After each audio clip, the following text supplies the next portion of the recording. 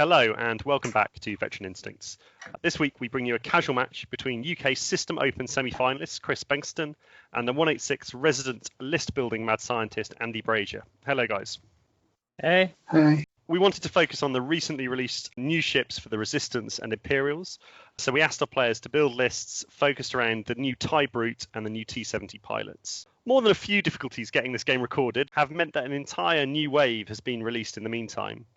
It's also meant that the game we are watching is Kris and Andy going head-to-head for the third time in 2 weeks. So what we lose in cutting-edge new content, I think we will more than make up for in familiarity with the lists. Kris, let's start with you. Talk us through your list and tell us why you went for this particular TIE Brute. Okay, so I go Rampage with Intimidation because that fits very well with his ability that he either moves really fast to give strain or he can just block someone with his big base to take away agility.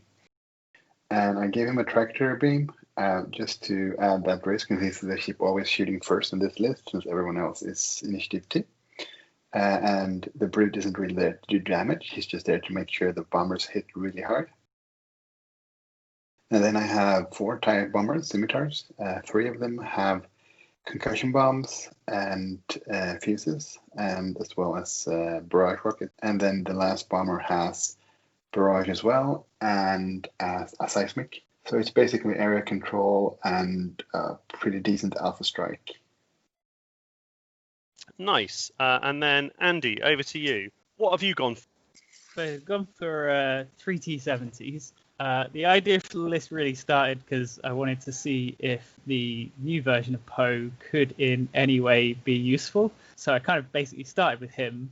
I built him very similar to a Poe I used earlier this year. So I really liked using outmaneuver on him. It makes him a bit more threatening. And he's very good at I6. But earlier this year, obviously R2-D2 wasn't out. So I just had a basic R4 droid on him. I changed to R2-D2 just to see what it was about. It gives him a bit of regen, but also a few other options. Pairs quite nicely with Black One. Tried to think what could go well with this. Figured near numb might be of benefit to getting a sort of extra action, but also losing the stress, so not having to worry about doing the red action. Thought the overdrive thruster might be a good thing to try on that. Give him extra sort of speed. Then thought I had 2 T-70s already. I'd try and shoehorn in the new Temin Wexley because he benefits lists that are full of T-70s basically. And he was sort of fairly basic build. And we've had Rampage on the channel before, but I think this is the first time seeing new Poe and new Temin. So can you talk us through those cards and what they do, Andy? So new Poe, after someone within range 0 to 2 does an action, they can do another action as red. Costs 2 charge to do that, and he recharges 1 charge a turn. New Temin is at the start of the engagement phase. You can take a strain token to flip your S-Foils card, and if you do, you get a calculate token. I thought that was a particularly good choice for me because I am terrible at remembering to flip my S-Foils tokens, so it's kind of a bit of a get out of jail free, but also with a slight benefit.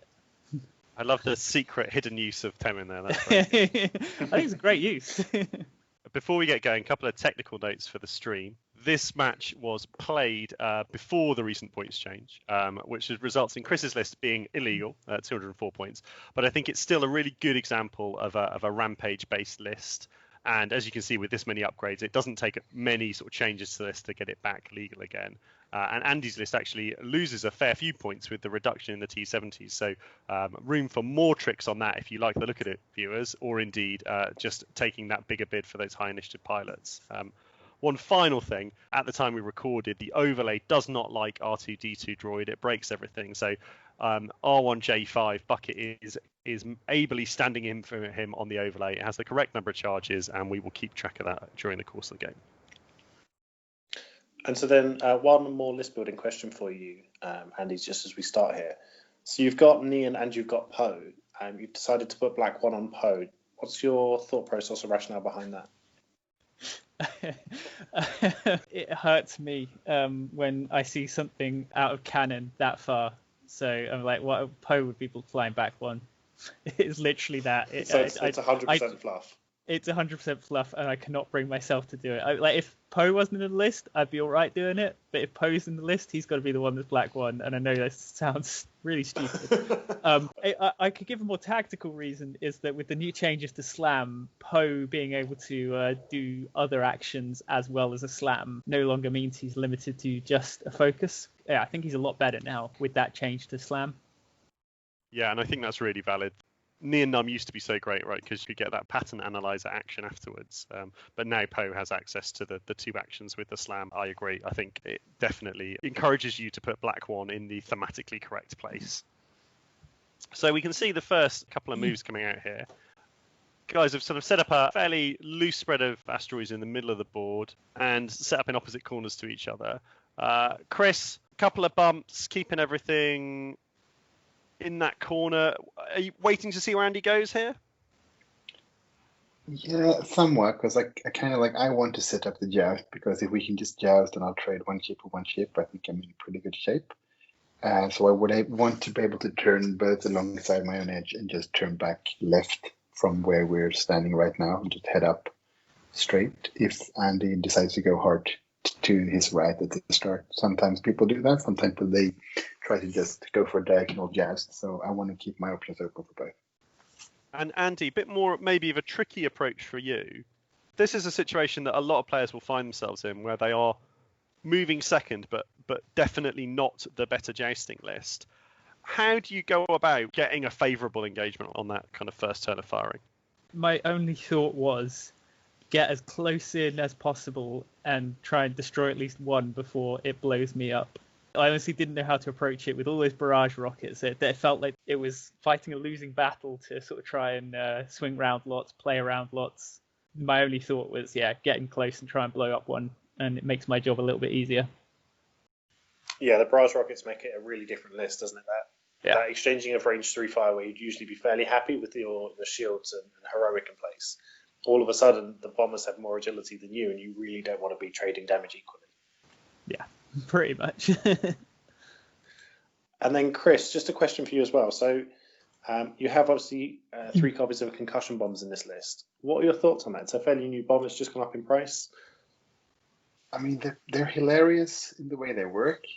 On bombers, I think they're pretty good when you do have the ability to stop them by reloading. The thing is getting that done and not using your action to do that and not getting a shot or anything. It's kind of you don't really want to do that unless you've got the perfect engagement where the bombers can drop stuff and just don't have to be in the fight. So I think they're probably an okay control piece on a few ships. I don't think you want to spam them like this if you're aiming to be competitive, because I think they're slightly too expensive for what they do. With the negative thing is if you don't have a ship that's really good at using them, you have to just drop everything all the time. Yeah, I think I'm inclined to agree. I feel like they're an upgrade that we've seen a lot of because they've just been released. But over time, I think we expect to see their usage drop away a little bit. And they kind of forces you to use fuses as well, just in case you end up in a spot where I have to drop this. I have no choice, but it's in a really bad spot. Yeah, absolutely. So essentially, they cost an extra point because you have to factor in the delayed fuses as well. Yeah. Putting a damage under the shields is not to be sniffed at, especially when you've got things like A-Wings doing so well. RZ2s, at least. Yeah, absolutely. It's that kind of old Wampa ability, right? A low hull ship are going to be pretty scared. So we see Temin with quite a fast opening move there, heading up his board edge, but has a lot of options. I quite like it, especially with the boost. He's got option to kind of continue along that board edge, come in, and maybe even come into the center and then duck back out towards your side of the board, Andy, between these two asteroids in the middle of the board there. Neon in a similar position. And Poe, maybe slightly more limited, has the option to kind of come back towards the board edge, but it's going to take him a turn longer, and by then you do get slightly worried that these front 2 bombers are going to maybe be able to get in there and tag him. Yeah. I wish I'd come the other side of the asteroid, because Kris would then have to start thinking about maybe separating his list, either going after Poe or going after the other 2. And at that point, because I've got those 2 outmaneuvers, I start to benefit. Yeah, and it's something you often see with ace players, isn't it? Sort of have the list try and approach from different angles. But there is sort of risk and reward with it. If you get it right, and if you get Kris to guess wrong, then there's you can get yourself a really nice engagement. But certainly, I've played games where all I achieve by trying to be clever is that 2/3 of my list engages rather than all of it. And I think one of the worst feelings of X-Wing is messing around for 15 minutes, 20 minutes, trying to be clever, and then getting to a point where you're like, oh, I should have just jousted. The green bomber's position there, he's like, in case he splits up, because I think that's like, I thought it was more likely for him to send Poe along the board edge. That means Poe couldn't just turn in on my flank unhindered. Yeah, absolutely. From this position, it looks, Kris, like I like the position of your ships much more than yours, Andy. The bombers have got the options to get to basically every part of the board from where they are. Right? With their turns and banks, they can get to sort of the corner that the resistance aces are flying towards currently, the corner where they started, or as I say, to turn left had Poe gone the other way. So essentially, what you're doing is what we've talked here in the past about sort of generic swarms doing, where you're just keeping your options open, keeping your arcs wide, and making your opponent commit. And it looks initially, maybe even on turn one, that Andy's committed to an area of the board early on, and that's where the fight's going to happen. Yeah, and it's the thing you've mentioned before as well, Lloyd, about Kris has reduced the play area. Those bank moves at the start and getting brown and green lined up on the diagonal really constricts the play area. It kind of cuts out the corners of the board almost entirely, and gives Andy less space to play in. And it's quite a sort of standard technique from Swarm players, but it works really effectively. And it's something maybe to think about with rock placement if you are not the Swarm player, is to try and maybe cutting down the kind of diagonal lanes is more important than cutting down the horizontal and vertical lanes. Kris is here, kind of as expected, now kind of committing into this open area. Andy, did you think there was an opportunity here to disengage? If you hard turn everything right and then boost through this gap between these rocks, or is the risk of getting caught too high and you now need to kind of commit to the joust? For me, it was the latter, and certainly in my head, it was like, get close, get one off the board, survive, hopefully. Maybe it would have been worth the risk of disengage to try and sort of get that more favourable position, but I couldn't really see a way out after I'd done that. Yeah, and I think that it is a risk trying to disengage, and I'm not sure it would have been the right choice. I think as well, a lot of lists, and I think yours falls in the category where you're not favoured in the initial joust, but actually your ability to win the game gets higher and higher as your opponents lose ships. So if you go into initial engagement here and were to trade one of your T-70s, let's say Temin, for a bomber, now that's a bad trade. You've certainly lost more points than you've gained. But the fewer ships on the board, the more likely Poe and Neon are to bring it back for you. Yeah. So if that trade happens early enough in the game, it's not necessarily as bad as it would seem points-wise. Yeah, and my hope was that I would maybe be able to take a bomber, and with Rampage only having a tractor, maybe just survive with the one T-70 Kris then goes for. Survive with one or two hull, which, if I can then avoid the bombs, means I've still got 3 ships up and active. Yeah, absolutely. Because the fact that they're 2-die primaries, if the barrage rockets don't come off, right, then you've got a real chance of surviving it. The barrage rockets again make that difference. Looking at 8 dice feels much safer with a 7 health ship than looking at 12 dice. Kris, from you, with Rampage, do you have a plan to try and trigger his ability at this stage? Because he needs to do a 3 or 4 speed maneuver, or is it more just keeping him behind your list to keep his arc wide? Yeah, I think that as I didn't really know if Andy would commit or not. The point is, I would like him to be able to either hard turn to the left or just slow roll behind them. Because in the optimal engagement, I get him at the front doing a quick move and blocking stuff. At the same time, if I keep him back for the first engagement, he might not be the first target, which means he can trigger his ability or block when the range 1 engagement happens instead. So it's kind of like depending on where the X-Wing goes. And do you have a preference? Because Rampage is not fully execute, is it? It's just execute a speed 3 or 4 maneuver. He can just, like, I can run up with my bombers and then he can just run into the back of them. As long as the X-Wing is in his range, it will still trigger. I mean, I think preferably here is keeping the bombers along my board edge and going past them with Rampage. But I think I need to go slow one more turn, because if I go really fast now and he just does one straight, I think he'll have the option to get away the next turn. So I need to have an engagement at range 2 and 3 first. Yeah, and again, the barrel rockets play into that hugely, right? It's 32 points worth of upgrade, but it completely changes the way your list operates. Yeah, and that's the kind of forward planning, I think, that really starts to make the difference between that beginning or middling X-Wing player and someone who's really getting really very good at the game, is that planning for the turn after your engagement. So exactly as Kris says here, get to range 1, not going to benefit him because he's rolling the same amount of attack dice. It's going to benefit Andy in that he gets extra attack dice. But more importantly than that, it's going to mean that Andy can fly over the top of Kris's list the turn after, either get away or K-turn to continue firing. And that range 2 to 3 engagement is really difficult because then if Kris wants straight forward the turn after, Andy really doesn't have any choice other than to stay in the engagement. Yeah, the concussion bombs come in here because if I have the option, like I know if he goes past me, he will just be just behind me where I was, then he will have trouble getting out of the blast radius of the bombs. But if we're firing at range 1, he can do a 4 straight in the boost and he's gone. Nice. So we see, as you described, slow moves coming in here from these bombers, taking the focus, setting up a terrifying web of firing arcs there with the barrage rockets. And as a bonus, Rampage fitting the one bank really nicely. Going to be able to take a modification, potentially start everything off with the tractor beam. Andy, how aware are you of the tractor beam here with these rocks near you in the engagement? I mean, that was partly why I tried to sort of get into this big open space. Like, I figured if I try and engage through the rocks and screw it up, I'm definitely going to end up on a rock. Whereas I figured if I try and get into this open space here, it's a little bit harder for him to sort of throw me onto a rock. Yeah, it makes a lot of sense. Tem in there looking like he is in range of the rock, but going to be at range 3 of the tractor beam, so would be unlucky to take it.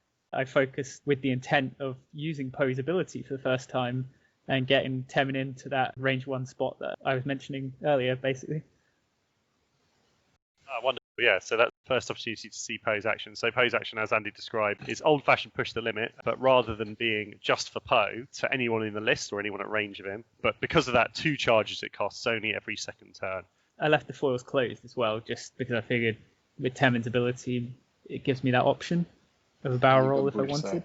And he's also like, please shoot my least expensive ship. Exactly. So, yeah, and so Nian coming in here again, nice range 2. He looks safe-ish from that rock with the foils closed, taking the focus and linking to that 2 straight red barrel roll. So we're now nicely safe from that rock. So excellent work here, Andy, so far on demonstrating the new cards. Doing really well. Finding it slightly hard to keep up with, but yeah, I was gonna say my hope was that Nian would be a little bit more out of arc and to the left when I did that. I thought maybe I'd sort of come round the rock here, and then the barrel roll would get me further away from all those arcs. So I was still a bit worried there that Nian was going to be the big target. Yeah, absolutely. It's worth saying, we mentioned earlier that Temin is the one you want to take the fire. Temin is also the only one that has heroic, so is that a little bit more survivable as well?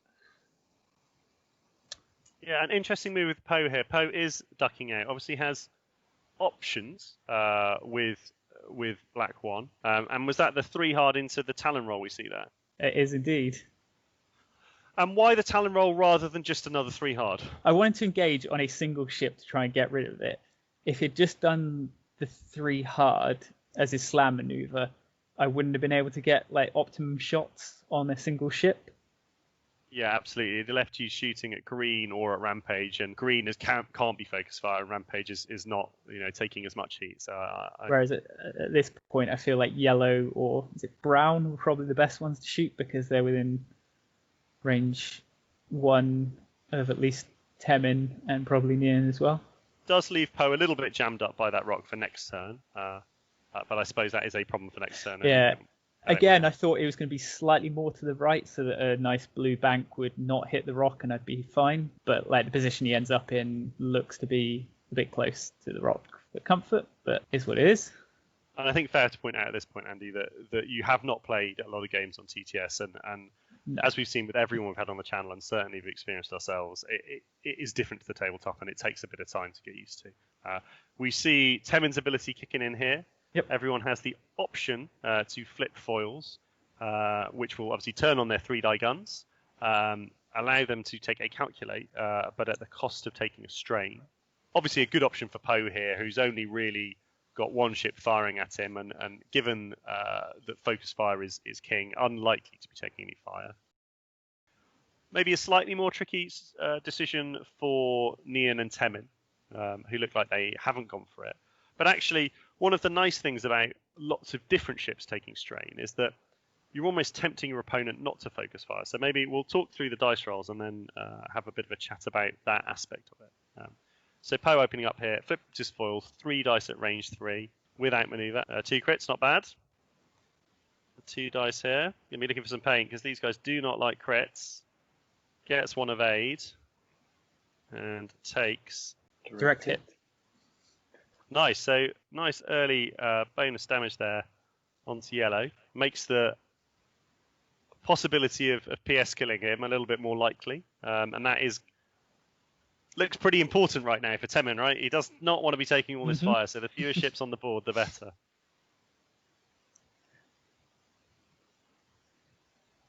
Follow up here from Nian with 3 dice.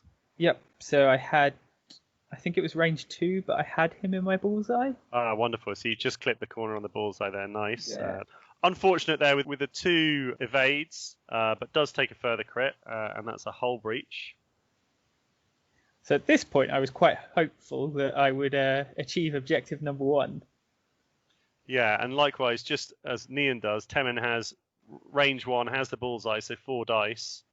Needs to do 3 damage, but that hull breach is going to help, and whoa, that is not good. Yeah, so what I wish I'd done with Temin is because he has that ability to open the foils and get you a calculate, I wish for Temin I'd gone in hard and I'd done a target lock and then the boost, because then I could have opened my foils and I'd have had at least 2 mods rather than having just a single focus.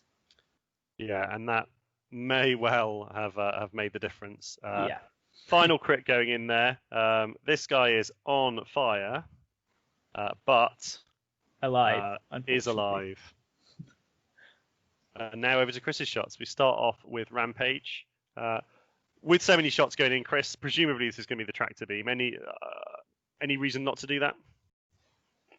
No, I don't think so. I'm just contemplating if I want to try to get Poe on the rock or just make sure yellow Temin dies. And what decision do you make and why? I decide to go for yellow because, as you said before, focus fire is like the name of the game. When you fly swarm, you have to erase 1 ship in the initial joust here, because otherwise I don't think I can win. Lloyd, in my mind, and I think Andy said to himself that it's not an ideal engagement for Andy, but definitely a difficult approach. Anything you'd have done differently from the start and the setup, or is it just a difficult list to approach? I mean, it's definitely a difficult list to approach, and Kris didn't make it easy for Andy by giving him any easy in routes. I was looking at the rocks and the debris we've got here and sort of working through turn 0, which obviously we didn't see. And it's interesting looking at it because the combination of all of those bombs actually means that you want quite a different layout of obstacles to what you would normally, if that makes sense. You don't necessarily want lots of small channels to be chasing bombers through because they can just drop bombs as they go, and then you've got nowhere to go but into those bombs or onto and across obstacles. So it's definitely a difficult one, and I think it would be a really interesting puzzle to kind of almost just keep practicing turn 0 against this list to try and get a matchup and a set of obstacles that you wanted. Yeah, absolutely. The combination of the barrage rockets meaning you can't really joust, and then the bombs meaning you don't really want to run around in the rocks with them makes it a very particular problem. We see a nice natural 3 hits there from Rampage. Nothing that Temin could do about it, and he does indeed take the tractor beam. Is that yellow there with no token and yet hit crit? That's yeah, outrageous. bastard. Should have been dead. That's very upsetting. I thought kind of stripping the token was going to pay some dividends, but no. So early 2 shields into Temin, at least shields, doesn't actually take those crits, but already looking not great for him. Worth noting that Tractor Beaver's now turned off heroic. Yep, I roll a fair amount of evades, as you can see. I just rolled 2 natural 1 evades, but this joust from Andy has worked out badly because ships at range 1 and the first ship that wasn't at range 1 had bullseye, so it gets the double mods for the barrage rockets. So the first rocket coming in here that hasn't rolled all crits, just the hit crit, but no more evades, and Temin taking it. So down to 1 health, but does at least survive. We're looking at the final shot here, and 2 hits is going to be enough. Another evade, but to no avail, and that just kills Temin. I think that's what really frustrated me in retrospect. If I'd done what I mentioned earlier of Temin coming in with the target lock and the calculate, chances are Yellow would have been dead based on the rest of those rolls, and at that point Temin would have survived. Yeah, and it's amazing. It's easy to forget quite how tanky these T-70s are. 2 evade dice and 7 health is nothing to be sneezed at. So Poe, because he'd done Black 1, used the slam and got rid of the weapon to disable, would end up with an ion token. R2D2 allows me to spend a charge and spend a shield to remove that ion token. I clearly did not want that ion token because I would have been going directly onto the rock. And so, procced him. Very nice. And as you were saying, Yellow not only surviving, but being alive to roll that natural hit 2 crits really put the first and indeed crucial nail in Temin's coffin there. Mm-hmm. So, Andy, a lot to do here. Honestly, where'd you go from here? Yeah, I really didn't know where to go from here. I figured, right, okay, Poe and Nian are pretty much on full health. They can actually do quite a bit of damage behind them. I've at least suffered that initial joust, not quite what I wanted. All I need to do is plink a bit off Yellow and that one's gone. And then, hopefully if I'm behind him, it's going to be a few more turns before I see some more barrages. Really wasn't sure what concussions were going to do. I figured Nian could probably try and Talon roll into the middle. Worst case scenario is that he bumps into someone and still gets to lose his stress anyway. Best case scenario is that he somehow fits. And if he was coming into the middle, it was very unlikely that he was going to be hit by any bombs. Poe was left with few choice. Well, the choice was which blue do I want to do, really. Absolutely, and it's that sort of slightly bizarre situation, is it, with the bomb, that area that Temin formerly occupied is probably the safest on the board for your guys to head into. And as you say, you do at least have the opportunity, maybe even with unmodded fire, to take the scimitar off the board. Kris, got to be happy with the opening. How do you approach it from here? So you got a plan at the start of the game. The opening joust has gone really well. I've found personally that at this point I can kind of sometimes take my eye off the ball and kind of decide I've won it and start making some silly decisions. Is that something you fall victim to, or are you pretty good at kind of staying focused? Depends. When it's this kind of not tournament game, it's easy to just get lax. So yeah, it happens. I was expecting to lose a bomber and I didn't, and I actually killed one of the T-70s back. That was better than I expected. I wanted 1 for 1, and then I would be really happy. So this is basically just get everything in there, try to block as much as I can, and then probably have some good bumps the following turn, and then I can cater my bombers next turn. Potentially I can cater some of them now, particularly the brown one, because then he has the seismic drop on that big single asteroid on his own up in the corner, in case Poe goes that way. So I think I basically just try to make moves that will block him and not block myself, and have me in bomb dropping positions. Nice. So kind of set up turn for the turn. Yeah. And Lloyd, I think that's a sort of really solid plan from Kris. I think the temptation here is, it's gone really well. It's just to try and keep guns on target at all costs. And I think that's maybe where people might start to fall into what I've described myself doing, which is taking your eye off the ball, forgetting how your list beats things, and just trying to rush to the end of the game. Bloodlust. Absolutely, right. The red mist comes down. Yeah. Lloyd, from your point of view, obviously Andy behind and positionally not in a great spot. I think Andy's plan is a solid one in terms of trying to make the best of a bad situation. Do you think he's got any other options? It's interesting, isn't it? Because it's, as we always say with generic lists as Chris's, it looks like it's incredibly simple, right? Kris has done a lot of kind of one banks and one forwards and hasn't done anything that looks very spectacular. But what is done, as we spoke about last turn, is slow rolling into this engagement means that Nian can't just run past the list, because you could drop a whole load of bombs there and Nian could take 3 damage on the way up before anything even shoots at him.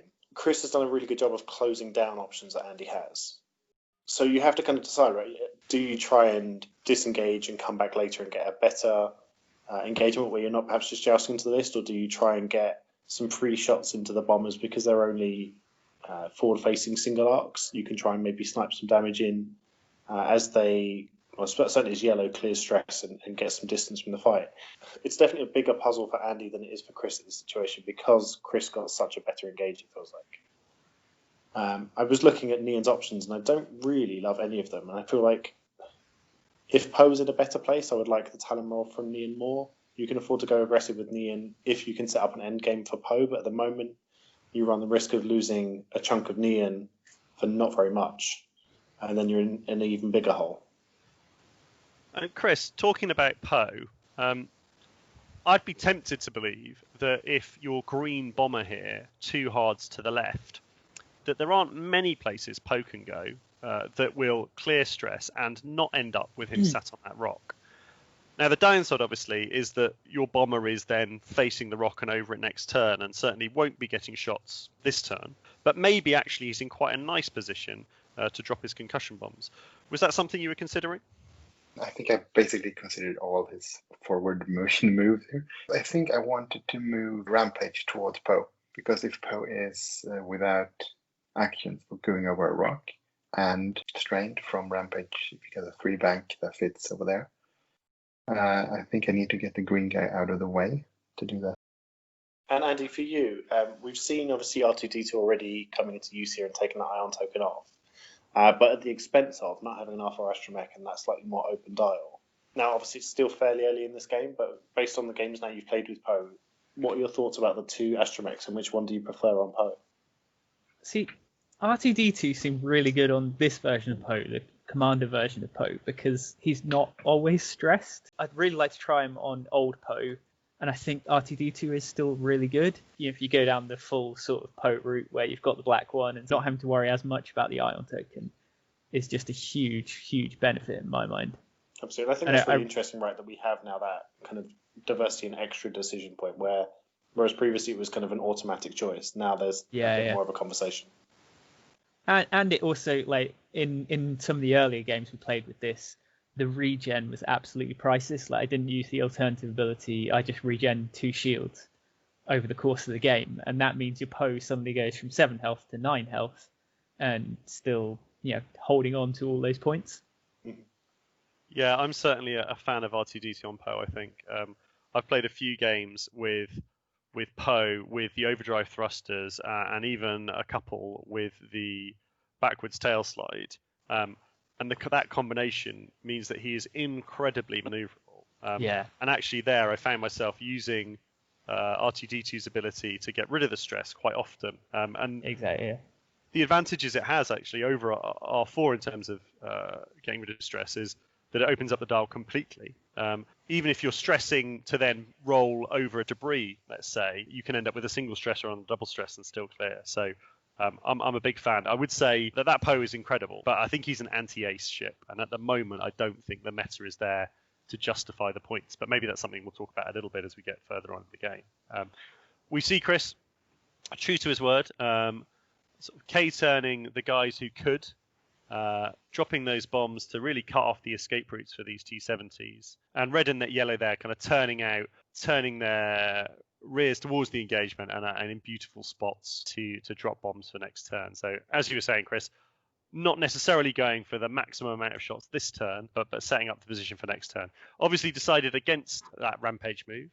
And I think given actually that not a lot of arcs pointed towards Poe here, getting into a better position was better than getting him out of the fight just to put that strain on Poe, and he wasn't going to take a lot of incoming fire. And now, Andy, let's see how he gets out of this. The Talon roll here from Neon. I liked as an idea, and I kind of assumed that even if it were to bump, you'd get a shot on something. That's but what actually, I thought. But yeah, Kris has done a really nice job of getting everything out of the way. So Neon looking in a spot of bother, actionless, sat at range 1 to 2 of a couple of bombers. Poe in a much happier place, gets rid of basis tokens, does clip that rock, but only the one bomber with arc on him, and gives him an opportunity to get into the game next turn. Rolls the focus, doesn't take any damage from the rock. So Poe has got away with that a little bit, and actually now looking in quite a nice spot. So roll on here's the attack. Poe not messing about, range 1 into Rampage, and a decent range 1 shot, 2 hits, about for average. a focus. Yeah. Slightly belatedly check the bomb there, but all good, no one in range. This back bomb looks good, but this front bomb, Kris, has this not got delayed fuses on it? Nope. I decided if he did a 4 straight boost away with Nian, I needed them to go off, and I can take 1 on my bomber. That's fine. Yeah, absolutely. So red taking 1 from the bomb, but previously unhurt. No great impact there, and I think, as you say, probably worth it. So for the first guy, hit crit 2 dice. It's a 1 of 8 dice because Nian is intimidated by Rampage, takes the hit, but they're not quite so good dice with green. Just a single hit, no evade, and so Nian ends up taking 2 shields there. And actually, Andy, that is not a terrible outcome. Your T-70s are now in a bit better place. Not solved the problem altogether, but certainly they're in a better spot than they were last turn. A little bit of damage done to Rampage, and Kris's list now sort of facing a different direction. That's exactly how I felt at that point, and I think the reason I actually picked Rampage over that yellow ship was because I figured might as well throw a load of damage into Rampage at this point, and then Poe can chase after that yellow ship almost at his leisure next turn. Yeah, absolutely, and I think something I often default to is without mods, more dice is better. The opportunity to kill yellow would have definitely been nice, but with 3 dice into 1, it's not guaranteed without the mods, and if you were to shoot him and leave him alive, that would have felt really bad. Kris, slightly more tricky spot. I'm presuming that red and yellow are going to be dropping bombs here. In fact, who needs to drop bombs? Who dropped bombs last turn and therefore has to do it again? Everyone. Everyone except brown. Okay. I've set it up so that brown and green will move away from the bomb. Brown will also probably drop a seismic here to put on that rock with a fuse, so it doesn't go off this turn. But if Poe chases my bombers down in that corner, he will take the seismic the next turn. So I think you put fuses on everyone this turn, just because Poe will not move into that spot. I'm thinking here, like chasing those 2 red and yellow, because that's too obvious. And it is interesting here, isn't it? This is where we start to see the downside of concussions. Having been in a position where it was definitely advantageous to drop them last turn, and this turn you can plan for, and it's probably reasonable to drop them. You've also then got to be thinking about the turn after that, where you're dropping your final set. And it is meaning that you have to play around them. And so, yeah, it does limit green's options, but it also means that Andy has that perfect information, right? The value of bombs so often is that will they, won't they drop it, and making your opponent have to account for bombs that you're not dropping. Whereas with concussions, it's a known thing. That bomb drop is going to happen unless the player has a way of stopping it. Yeah, absolutely. If Andy were to turn away here and disengage, he could spend a couple of turns down at the bottom of this board and then re-engage this list with no more bombs to worry about. I think Kris has done a nice job of covering that, and the K turns with green and brown are really important for that reason. Yes. Running away is much less appealing given that they're going to be chasing. Running away is also less appealing when you realise that if I sort of end up facing them again, I get a whole new set of barrage rockets in my face. Yeah, absolutely. But if I run away, it gives Kris a turn to regroup and get ready to face me again. So whilst we're waiting for the moves to come in this turn, Andy, over the sort of games you've played with him, why don't you start to give us your opinion on... Oh, well, let's go with Temin, because he was obviously not going to do anything else in this game. But did you find that ability useful? So this is the first game I actually subbed in. So Temin was a late addition to this list, a late substitution. It was a shame that I only got 1 round visibility, but I think it's a very useful ability, because if you imagine this turn that we just had where Poe didn't have a mod, he also wasn't being shot. So what I could have done is closed his S-foils, gone over the asteroid, opened them again, and I've got that free calculate, and the strain wouldn't have been a problem because I wasn't being shot, or wasn't being shot by many people if I was at all, which would have got me an extra hit and so on. And I think it's, for me, it's two benefits of, like, one, it's that I so often forget to turn over my S-foils, and it gives you that get out of jail free.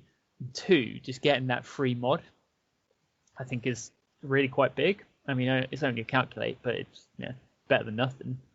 Yeah, absolutely. You said it yourself in that first turn. It gives the T70s the ability to get that kind of holy grail of the double modded attack, right? And had you taken that target lock, as you maybe should have done, Temin, is averaging 3 to 4 hits out of that attack, where in actuality he only got the 1. And it also gives them that extra maneuverability benefit, like especially like so Neon's ability with the overdrive thruster to do that range 2 barrel roll, and everybody's ability to be able to do a barrel roll and boost through Poe's ability means they become a lot more maneuverable, and then you can still open those foils and blast away. There's a lot to explore with that sort of Heralds of Hope pack. In addition, you can do something like optics on a whole bunch of generic T70s, and then give them calculate focus going into an engage, so that they can optics a blank. So an average dice roll gives them 3 hits. Yeah. Thankfully, you guys have been talking for long enough that I was about to apologise for TTS weirdness with those bomb placements, and then I remembered the shipability of the TIE bomber. So these guys dropping with the 1 bank. I'm not sure about the fuses there. I think that's a very difficult spot for Andy to evade, and I think I'd have been inclined to let his blow up.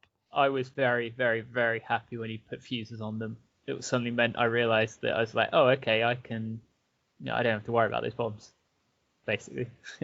So Rampage, keeping his options open there, gets the nice bump onto Neon. Those two been very friendly for the last couple of turns.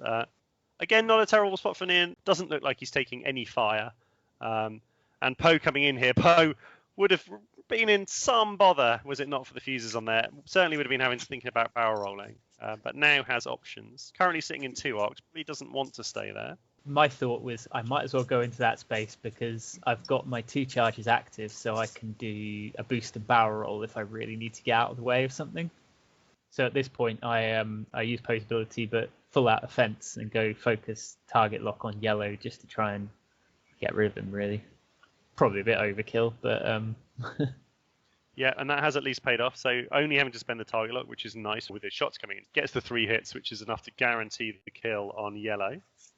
So 1 ship off the board. Big step towards sort of bringing this game back. Poe potentially taking a little bit of damage here. Again, Kris, the sort of tractor beam versus primary here I think is slightly less obvious, and we can see you go for the primary by the looks of things.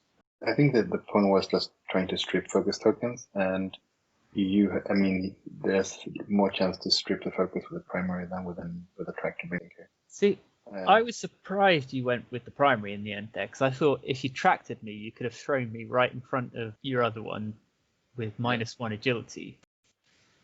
It's going to be 1 less green die for you, but I think I had potential for more damage if I shot with the primary, but I didn't really calculate that before I decided it. As it was, Brown with 2 hits, Poe rolling another evade and taking another damage down to 1 shield. Does still have 3 RTDG charges left. So we can see the Poe stress there going on slightly belatedly, but in good time to allow you both to plan your manoeuvres, so no harm done. And indeed, Andy, in the end phase, using RTD2's ability to just get rid of that stress straight away. Taking the final shield? Taking the final shield, but then using the other side of RTD2's ability to get that shield back. The one thing I forgot to do here was put down a deplete token. Do they both happen in the end phase, do they? Yes. And you're allowed to do them both in the same end phase? I believe so, because they're separate bits, in the same sense that I think if you can do 2 actions, you can do Gonk twice. Yeah. You both get the charge and then get the shield. I don't know if there's any official ruling on whether you can do both bits, but the layout of it and the way it works feels very similar to the Gonk ruling where you can do both bits. Yeah, that feels like a fair precedent. So we've got no R2D2 charges left, and Poe sitting on 1 shield. Nian also on 1 shield, not bad considering he's bumped for the last 2 turns. Would like to see him shoot at some point though. And Kris still slightly out of position. Lloyd, I think it looks a lot more even than it did a moment ago. It does indeed. It looks like Nian kind of has a couple of turns where he doesn't really need to be too concerned to just hunt down and chip a lot of damage into Rampage. And I say chip damage, it's a T70 shooting at a tie heavy, so that damage might go in lumps. Trying to look at options for Rampage. He does have a Talon roll, but that's his only turnaround. So I'm curious to see what Kris does to get Rampage out of trouble. Yeah, I quite like the 3 hard here to the right from Nian, I think. The downside is it is blockable by Rampage, but I think Nian can afford to take that bomb, and then you can converge both Nian and Poe on red in this corner. And that might be a good way of getting another ship off the board. It would involve Poe flying towards bombs as well, which is not ideal, obviously. But I think red looks like the guy with the most limited options. Back to the list choice. I think an interesting point about Temin, and I've been sort of looking at him for list builds, Andy, but I've been kind of thinking about maximising his ability and going for the 40-70 list. But then actually, when you start to look at the 40-70s, you start looking at pilots like Bastion and Nimi and Jess, and at that point, the extra calculate becomes much less valuable because you've already got access to those double mods. So I think this may be the way with Temin, if he's going to work, might be in the more AC sort of lower ship count build. I also think in those lists he becomes probably quite an easy target number 1, and he's probably worth a bit more points than the rest of them. Whereas in this list, I almost gave him up to Kris as target number 1, but I don't think it would have been Kris's number 1 choice. And I think that's a fair point, actually. Something we talk about a bit, that you should, going into most games and most engages, and probably most turns, to be honest, have some sort of plan about what ships you're aiming to take off the table first, or to scare out of the battle, or to put damage into. But if your opponent gives you an easy target, you have to have a very good reason not to take it. Really nice move coming in here from Brown. I was a little bit worried there with Red's K-turn that he was going to leave Poe space to boost towards him, get out of those bombs, and get a really good shot on him. But Kris covering Red really nicely here with a combination of that block from Brown, who's full health and able to take the damage from that bomb. Rolling out of it as I say that, so maybe less pleased with that as a decision. But also with the seismic charge from Brown, makes that turn in I was suggesting with Nian a bit more scary than it looked previously. Kris, why the barrel roll there? I think I wanted to avoid taking damage from both the concussion bomb and the rock. And if Poe goes in there, the rock should hit him when it blows up. And then I have Brown behind Poe. And I suppose this is the flip side. We didn't massively like the delay fuses last turn, but it has meant that the board is absolutely carpeted in bombs this turn. Yes. So it's interesting, right? Because Poe shouldn't be taking any of them, with the exception maybe of the one that was dropped this turn. Nian shouldn't be taking any of them at all, I would imagine. I mean, I would be putting a 1 forward with Nian here all day because Rampage just has nothing he can do to get out of it. So, I don't know. I liked it more, I think, as you did when Brown was in a blocking position to try and force Poe back into multiple concussion bombs. I like it much less now that Poe has an option to take maybe only 1 or 2 bombs and then just trade shots with Red, who has no mods. Yeah, I think where Brown was, and obviously this is easy in hindsight, the only move from Poe that was going to fit was the 4 straight, and even that was going to be tight. And although Brown taking 2, potentially 3 damage is not great, Poe taking 3 damage is worth it. And I think, I worry now that you have given Poe an escape route that he didn't have otherwise. I think the 1 straight was really sensible. As I say, I would have done the 3 hard. I think the downside of doing the 1 straight is you're dividing fire, but certainly it's left Nian in a really nice place to get a good shot into Rampage, and Rampage will go down quickly. 6 health and 1 agility does not last long. Look at that sweet move from Poe. Yeah, that's lovely. Looks like that bank has taken it probably out of arc. Yeah, the biggest regret I had is that I don't think I should have used R2D2 to regen the shield as well, because even though we didn't put down the token and we forgot it at this point, he should have a deplete token, and I didn't need to regen the shield at that point. It was very unlikely that something was going to come along and kill me. And was that the 3 bank he did? Yeah, it was 3 bank and then 1 boost. And interestingly, if Brown hadn't have barrel rolled, I think it would have still fit. So Brown would have stayed in the same position and just taken a lot more damage himself. Might have had a shot at Poe at this point, but again, probably unlikely to kill Poe in one shot.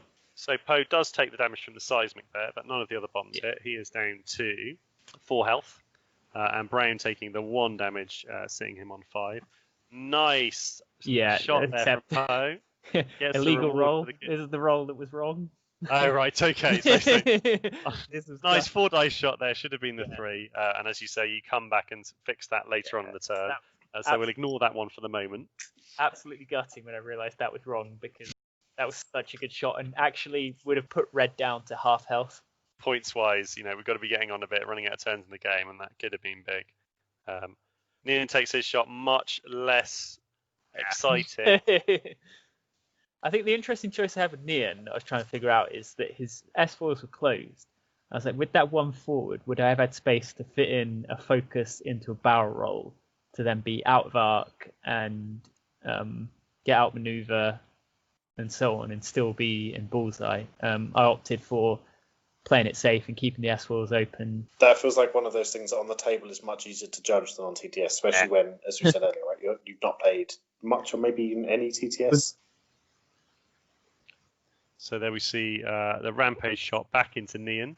Nian not rolling great, and I believe taking 2 damage there. Is that correct? Yep, which put him on half health. So after I rolled Poe and halved that bomber, I was like, great, I'm actually probably up on points for probably the only time this game.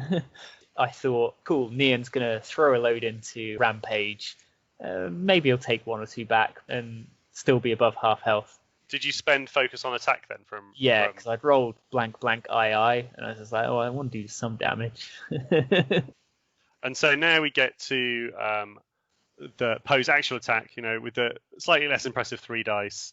Yep. Oh, and certainly a much less impressive roll and no damage done. So definitely the correct thing there to go back and redo the attack.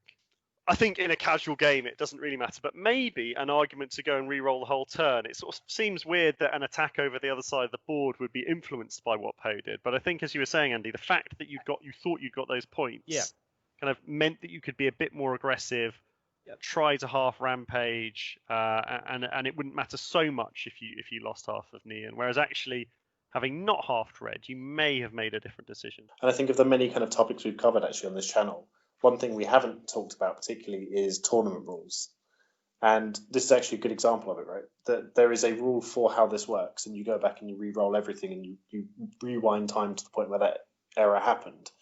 And this is exactly why, because then you don't have that debate of one player going, I think we should go back and re-roll the whole thing because it benefits them, and another player saying no because these are 2 separate things occurring. Like there are 2 separate fights on either side of the board. So it's actually really good that we have this very clear ruling that this is exactly how it works. And obviously in this game where it's casual, it doesn't matter, but I like the fact that rule exists. And at time of recording, obviously organised play is perhaps a while away for most of us, but this is why we have TOs and judges and marshals. So if in doubt, call over the person running the tournament and let them resolve it for you. Absolutely. Meanwhile, Brown, that barrel I didn't like last turn, turns out to be really nice for the positioning this turn. Yeah, I could not figure out what to do with Poe at this point. I was just like, oh, well, I've got literally 1 move I can make. I can pretty much do the hard 2. That's really tricky, isn't it? It's if you can get your opponent into those positions or you've cut their options down to 1 or 2, most of the time you can really kind of make the most of it. Poe, so no option other than the 2 hard. Yeah. Gets the focus for defense, keeps stress-free, but is going to be taking some fire. First, we get Nian looking to try and finish up Rampage before the end of the game.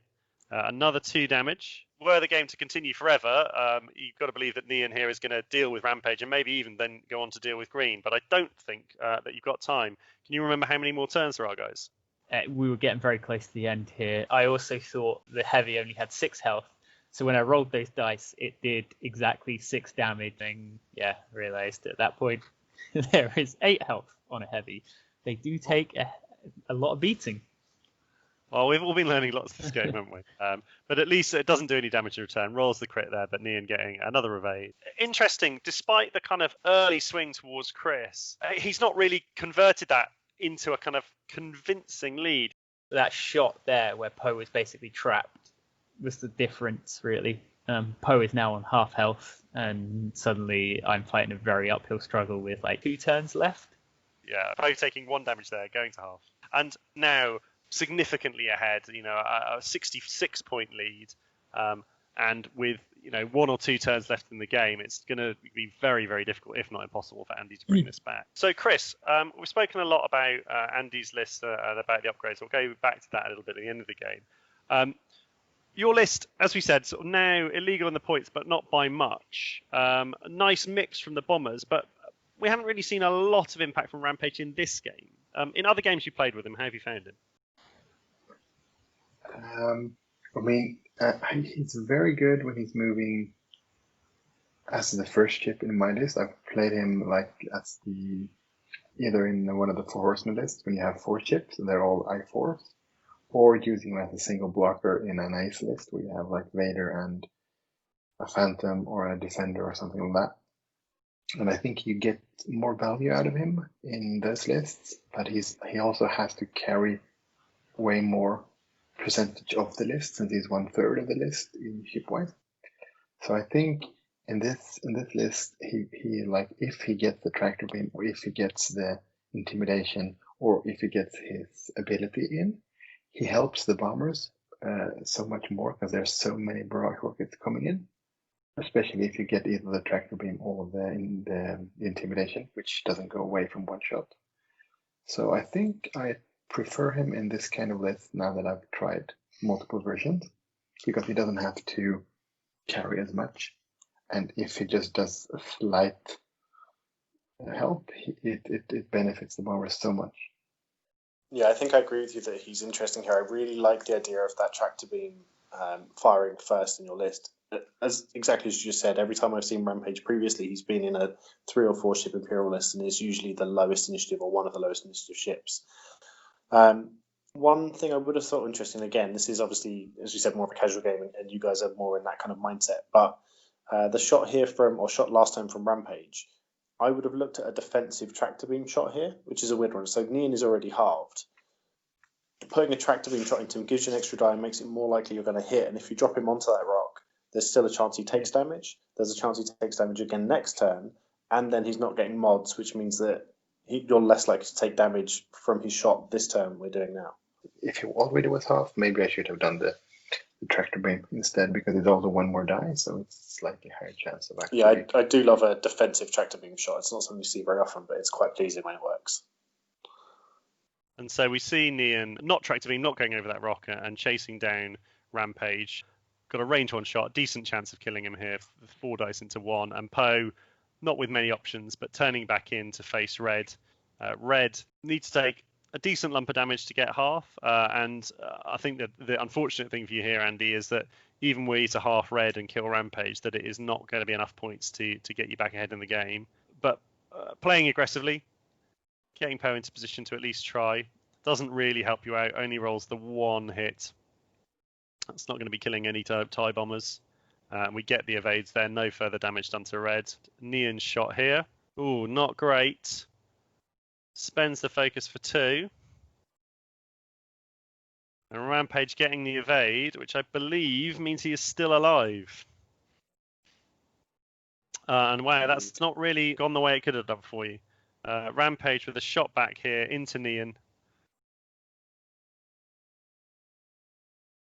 A nice hit crit there. I think that's a natural hit, but I had the token anyway. And Nian needing good evade dice here to stay alive.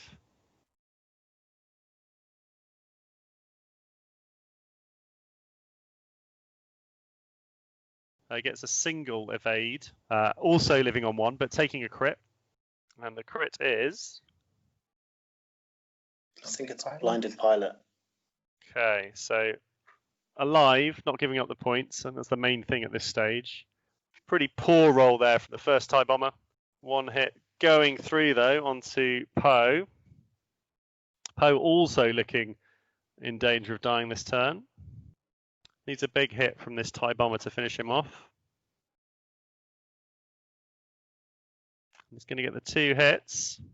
Poe, I think, needing some paint here. And gets it. And Poe also living on 1. And I think that is the end of our game. So, in the end, a pretty convincing victory there on points from Kris. It could have been a lot closer in that last turn. I think Rampage lucky to live and could even, with a following wind, have had some points off that red TIE bomber. But always tricky for you, Andy, after that opening engagement. Why don't you give us kind of thoughts about this game in particular, what you do differently, and then thoughts overall on the list, particularly the 2 new T70s?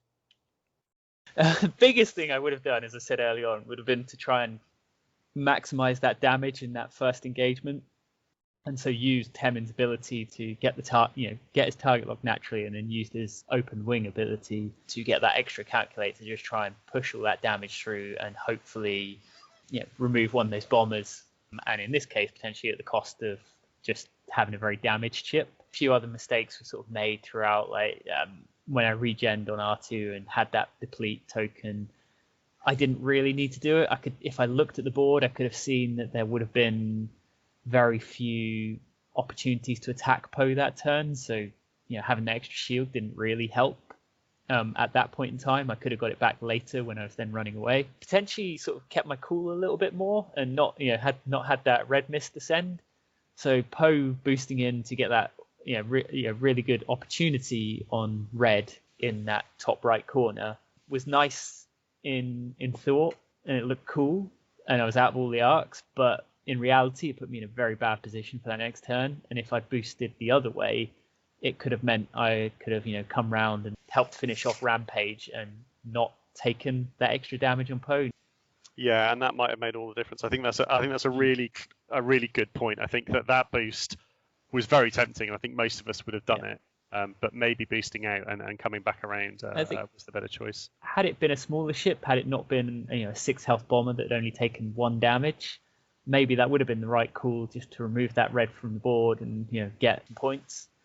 But they're a bomber; they're not going to go down when you do sort of like, even if it's a range 1 shot with a T70, because I didn't have any mods, it was very unlikely to sort of do any significant damage.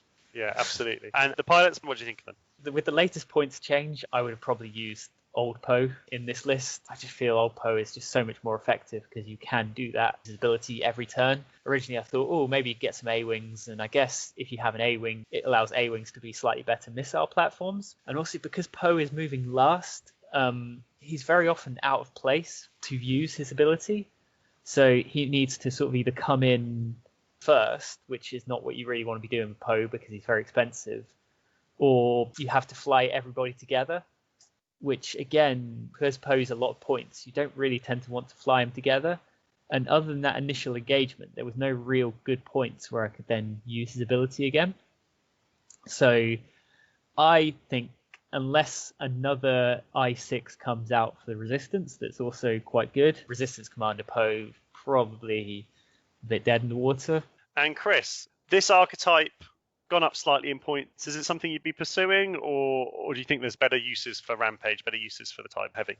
I think if you fly this list, you need to go all in on the bombs and not do what I did and drop them, and maybe I need to fuse them and maybe not. Just the TIE bombers are chunky enough to take it. I don't know, Rampage is good, but he is not good enough to warrant all the points with the increase of tractor beam. I think he'd probably work better in the 4 horsemen list now because the bombers will be less efficient. And in general, those concussions makes that the second and third turn of the engagement so tricky to play, and you can outguess yourself, which I think I did a bit in this game. I don't know. I like the Rampage ability, but I think he's more efficient in a list that have more maneuverable ships that can actually catch the enemy that he either blocks or puts the strain on. So, Lloyd, that leaves it to you to round up. What were your thoughts on the match and the new stuff that we saw being played? So lots of thoughts. So I think original Flyboy Poe in his expensive form was the version that Andy took to System Open and went top 16 with. And I think we all agree that that version is the better version. With Overdrive Thruster, it's interesting on Neon, it's exceptional on Poe. And Flyboy Poe with Overdrive is a really, really interesting combo. And it is the first time that I can remember in second edition where Poe has been viable and interesting and worth taking. And then, Kris, just looking at your list, I actually do really like the list. I think there's definitely some things to tweak and improve on it, and I agree with you that concussion bombs are probably the wrong options. If you drop 2 of the bombers down to Senile Specialist Aggressors, you can still put the barrage rockets on them. You can give them a dorsal turret if you want because they're so much cheaper, and then upgrade the concussion bombs to proton bombs, and it gives you still a couple of points to play around with. And I think that's a really interesting list. It gives you a huge amount of arc coverage. It still makes the initial approach pretty intimidating for most people, and it still gives you bombs on the way out. Nice, and I think that you guys have summed it up really nicely. Not really a lot more for me to say other than thank you ever so much to Andy and to Kris for coming on. Cheers, Lloyd, for joining me once again on the commentary, and thanks everyone for watching. We are going to take a couple of weeks break over Christmas, but we'll be back with you with more high-quality X-Wing in the new year. Tune in next time for some more spaceships. Bye-bye. Bye. Bye.